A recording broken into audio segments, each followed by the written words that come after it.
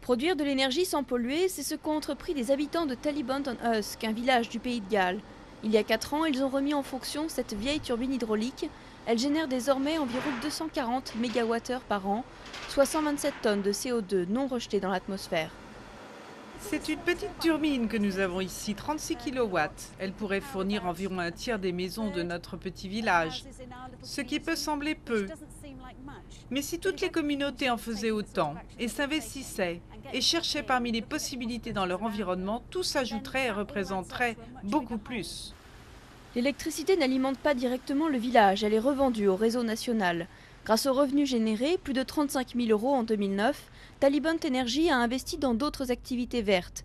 Une voiture qui carbure au biodiesel, une voiture électrique et, bientôt, malgré une météo peu complaisante, des panneaux solaires.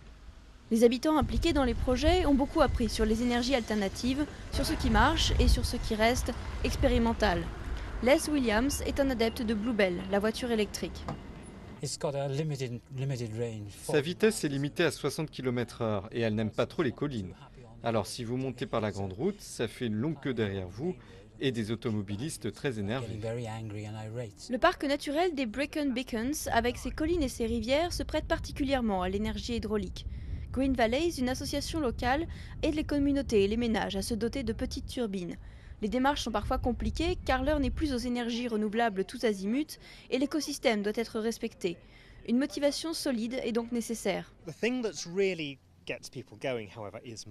Ce qui fait vraiment bouger les gens, c'est l'argent. D'une part, ils économisent sur leurs dépenses d'énergie. D'autre part, ils perçoivent des revenus substantiels en revendant l'électricité qu'ils produisent sans polluer. Car le gouvernement a mis en place en avril 2010 des tarifs avantageux de rachat de cette électricité. Et donc oui, bien sûr, les gens sont intéressés. Ils veulent réduire les émissions de CO2, mais rien ne vaut la promesse de recevoir un peu d'argent pour qu'ils s'impliquent. Et ça ne me pose aucun problème, tous les moyens sont bons. Le gouvernement britannique a promis de réduire ses émissions de CO2 de 34% d'ici 2020 par rapport au niveau de 1990. L'objectif des 20% a été atteint l'année dernière grâce à une action globale de l'État, mais aussi grâce à la participation de petites communautés comme celle-ci.